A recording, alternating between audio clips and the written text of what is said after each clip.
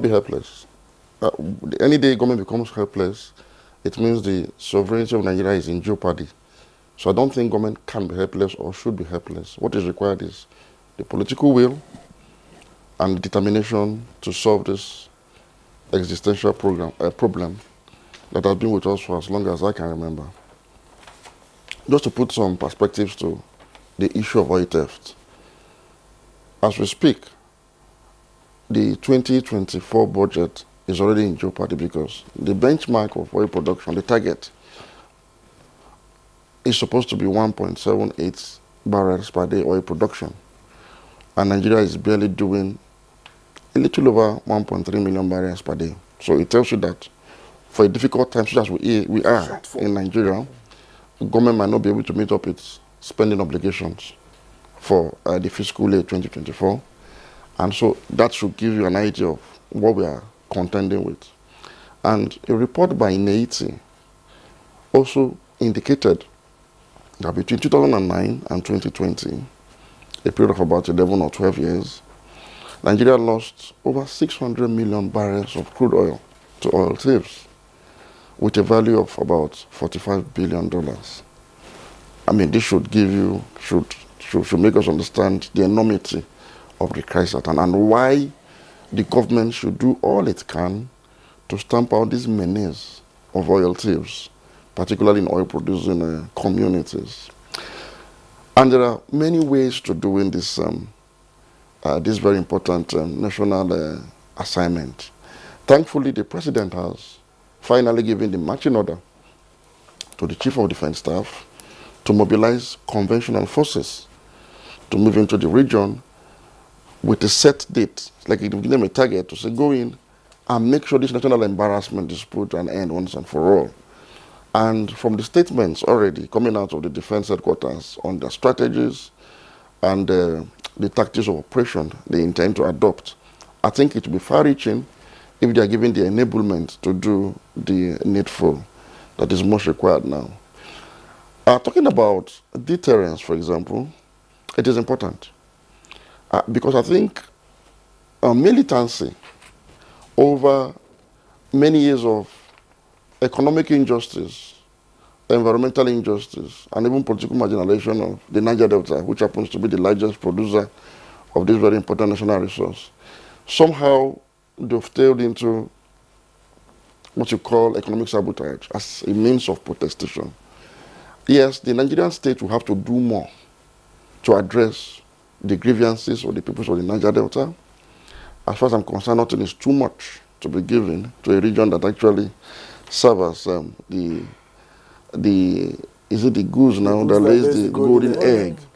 And a lot more should be done. And that's why some of us argued, for example, when the PIA was being put together, that we needed at least 5% of the profits from operating companies in the region to be set aside to be part of the development fund, National 13% derivation fund that Doctor talked about, intervention agencies like the Ministry of Niger Delta and the NDDC. However, while this is simply within the framework of good governance that will help in the non-kinetic approach to pacifying the region and giving them ownership, a sense of ownership of oil assets, as long as they are beneficiaries of the wealth coming out of their own land.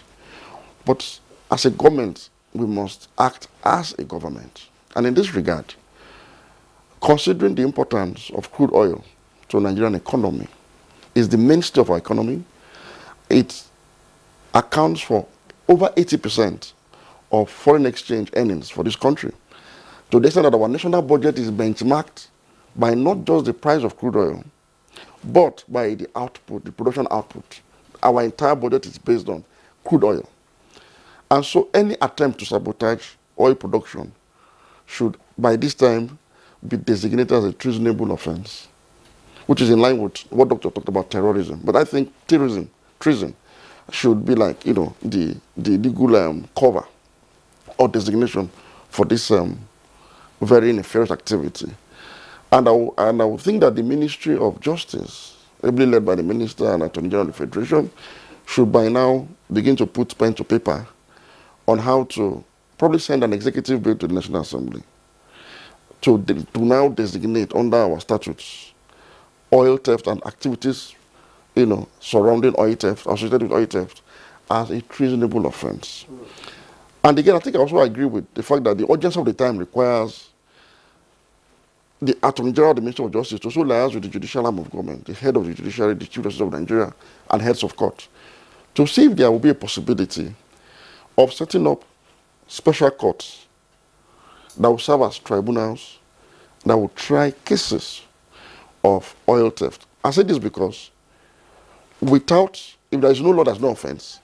And if you do not dispense justice adequately, if you do not do the needful to bring those that are perpetrating these acts of economic sabotage to justice, you will not be able to, give that indication of deterrence to intending offenders. So I think all of this should be done as immediately as yesterday because of the urgency of the situation. But beyond this, again, I must also reiterate that the federal government must also liaise with the state governments of Nigeria Delta, especially the oil-producing states, to begin to dedicate the 13% derivation to the development of their state, and specifically oil-producing communities. In oil-producing states, there are oil-producing communities. We want to see the dividends of this 13% derivation in terms of improved healthcare, improved educational facilities, improved road infrastructure, improved socio-economic life generally for members of the host community. That will go a very long way in giving them a sense of ownership of this wealth, enough to vest their emotions, their sentiments, and their legitimacy on the authority of the state to secure oil and gas infrastructure for the collective benefit of the country. Now, without this, and if you decide to just go it on the kinetic dimension, it might become intractable of some sort. So the two must go hand in hand. And that would be being responsible as a state. So we need to carry all of these pressures along. And most importantly, too, the Ministry of Nigeria is within the purview of the federal government. The NDDC is within the purview of the federal government. We want to see the depoliticization of the Ministry of Nigeria Delta and the NDDC. We do not want to see these agencies being tools for political settlement going forward. And let the president appoint the best of hands, the best Nigerians available as developmental experts to man these agencies, so that whatever resources is committed to the people of Nigeria Delta, we will be rest assured that they have people of integrity, enough integrity, to make sure that these resources go down to the people it was meant for. I think a combination of these measures will go a long way to pacify the region, develop the region, and secure our oil and gas infrastructure enough for us to have a boost in oil production and see us out of this economic crisis we are currently embroiled in. Yes, you've